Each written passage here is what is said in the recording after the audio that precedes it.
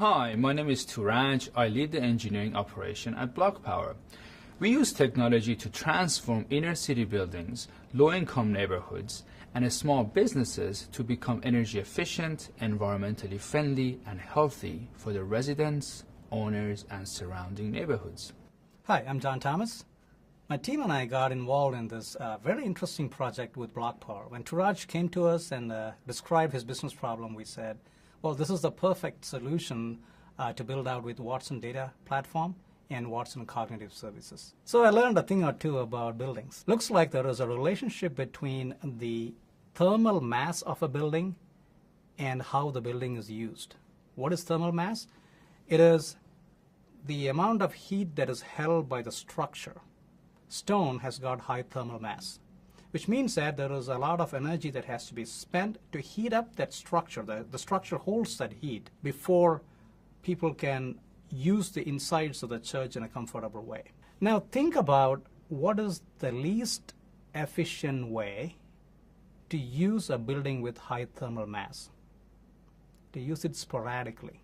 If you have a church with high thermal mass and you open up the doors of the church only on Sunday mornings, you have to heat up that whole structure just for the 2 or 3 hours that that building is being used.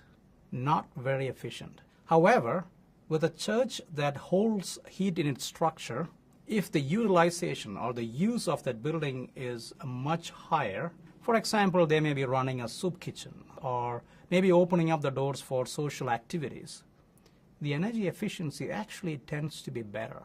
I am in the data science experience tool of the Watson Data Platform. It allows a data scientist at BlockPower to bring in historical data and do some exploratory analysis with that data. So in my notebook, I am looking at what factors affect the energy efficiency of buildings. The metric I'm working with is EUI. It is a common metric that describes the energy efficiency of a building. The higher the EUI value, the less efficient that building is. And you can see that in the graph here. I'm looking at buildings across the 5 boroughs of New York City. And the higher EUI values are shaded in darker colors. And you can see that Bronx has got a lot of high EUI or low efficiency buildings. Not surprising because Bronx has got a lot of old stone buildings. Scroll down. Let's look at the distribution of these buildings. Looks like about 50% of them are brick, 30% are stone, and about 20% are concrete. Now look at how I have done these visualizations. A single line of code. The Brunel Visualization Library lets me create these very compelling visualizations without having to do a lot of programming. But these are all interesting observations, but there are no real insights yet till you look deeper at the relationship between different factors, different attributes, and EUI. Let's take a look at some other observations. This one shows me the relationship between heating systems and heat distribution systems. Here I have the relationship between high ceilings and big windows. Let's move on to this final graph here. You're seeing the power of unsupervised machine learning at play. My analysis is telling me that there are 3 distinct clusters of church buildings: low EUI, medium, and high EUI. When I click on the low EUI one, it tells me the factors that are significant to that particular cluster.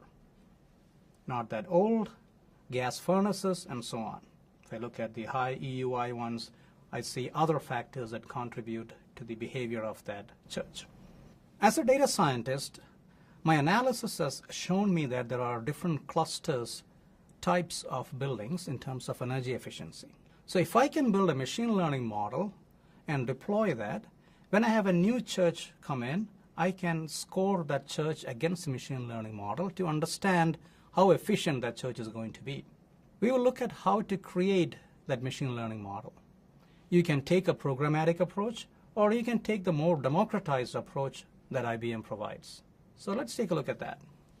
So here I have a guided, a visual way to create my machine learning model.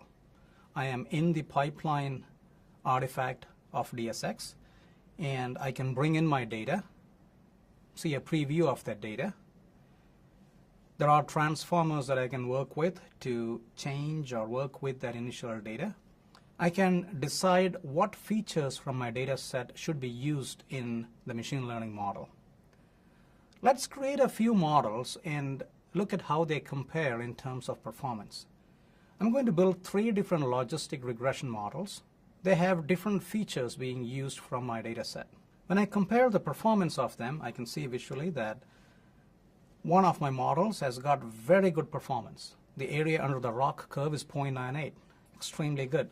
When I do that, with my untrained data, I can see that the model still behaves very good. The performance is very high, and I am now satisfied that this model will behave well enough for me to deploy and operationalize. With a single click, I can deploy this. It gives me an endpoint and API key. These are the only 2 pieces of information that my app developer needs to know. So I'm going to pass this information on to the app developer team. This is where the power of technology and innovation comes in. So we said, what if we make the knowledge and expertise of our engineers accessible to everyone via their mobile phones? In other words, every building owner, manager, and tenant can have an engineer friend who can guide them on how to conduct a technical survey of their buildings, identify replacement measures to reduce their bills, and evaluate their costs and benefits. We also wanted this virtual engineer to be interactive and intelligent. So we decided to talk to our friends at IBM and to see what solutions they can offer us. BlockPower has partnered with a company that builds mobile applications using a platform called Harmony built on Compose. The app development team uses these APIs to invoke the machine learning model that has been built and deployed. What if you could engage the end user in a more compelling way? We are going to use Watson Conversation Services and Watson Image Recognition and extract information from the superintendent about the church, enough information to build a profile of that church, and then invoke the machine learning model and get a score back in terms of how energy efficient it is.